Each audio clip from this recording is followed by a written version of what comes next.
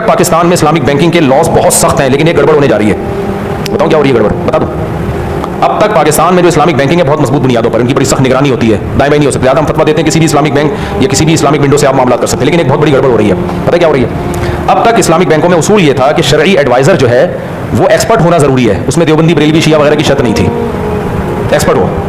तो अब उसमें ज़्यादातर दारुल मुकररंगी के उलमा चले गए, कुछ जामिया रशीद के चले गए, कुछ और हमारे मदारिस के, क्योंकि इस्लामिक बैंकिंग पे काम तो सारा हमारे अकाबिर ने किया ना, बड़ी मेहनतें की। मुफ्ती रशीद अहमद साहब रहमतुल्लाह जो मेरे शेख थे, उनसे पहले अल्लामा यूसुफ बिनोरी जो बिनोरी टाउन के बड़े थे, फिर उनकी मेहनतें हैं, फिर मुफ्ती शफी साहब की मेहनतें हैं, फिर मुफ्ती तकी उस्मानी साहब, सारा सेटअप मेरिट की बेस पे चल रहा था। अब लॉ ये बना दिया है स्टेट बैंक ने कि इसमें तमाम मसलक के लोग आएंगे और उनकी तादाद को पूरा करना जरूरी है। इतने परसेंट देवबंदी होंगे, इतने परसेंट बरेलवी होंगे, इतने परसेंट शिया होंगे, इतने परसेंट अहले हदीस होंगे, ताकि सबको इस पे एतमाद है, हर मसलक के लोगों।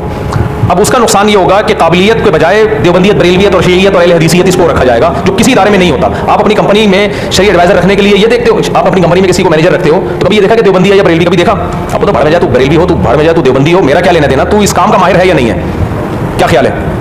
आप पकवान की दुकान पे जाते हो बिरयानी बनाने के लिए, कभी देखा कि ये बरेलवी है या देवबंदी है? भाई अच्छी बिरयानी बनाता है, बरेलवी है चलेगा, देवबंदी है चलेगा। तो अब होने ये जा रहा है कि शरई एडवाइजर के लिए जो बैंक में जितने परसेंट होने चाहिए उसमें यह है कि जी इतने परसेंट देवबंदी हो, इतने तमाम मसलकों की नुमाइंदगी हो। उस नुमाइंदगी को, फॉर्मेलिटी को पूरा करना जरूरी हो गया है। इससे पता क्या होगा, मसलक तो सारे घुस जाएंगे, मयार क्या हो जाएगा, मयार नीचे आना शुरू हो जाएगा। ये बहुत बड़ा खतरा खड़ा हो गया है, इस पर आवाज उठानी चाहिए कि भाई काबिलियत देखो, फिर भले शिया हो, भले बरेलवी हो, भले अहले हदीस हो, हमें इससे कोई गरज नहीं है, काबिल होना चाहिए।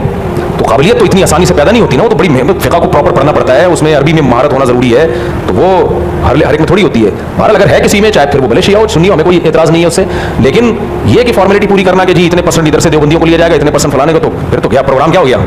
तो इसलिए इस्लामिक बैंकिंग का मुस्तकबिल पाकिस्तान में क्या होगा, इसके खतरात अभी से मुंडलाना शुरू हो गए, क्योंकि जब फारिग लोग जाके बैठेंगे सिर्फ देवबंदी बरेलवी होने की बेस पे, मसलक की बेस पे जाके बैठेंगे, पता शतक कम वक्तों को कुछ भी नहीं होगा, फिर जाके बस वो यही करते रहेंगे, जायज़ है, जायज़ है, जायज़ है, जायज़ है, जायज़ है, कहीं उनको यही नहीं पता कि कौन सी मामला हलाल है, कौन सा हराम। इसके लिए तो ये साहिलतीन जैसे लोगों का काम थोड़ी है इस्लामिक बैंकिंग में तबसरा करना, वो भी तबसरे कर रहे होते हैं, लेकिन पता बेचारे को इस्लामिक बैंकिंग का कख भी नहीं है। तो और मजाक उड़ा रहे हैं जनाब मुफ्ती तकी उस्मानी साहब का। आप उनका लेवल देखो, अपना लेवल देखो यार।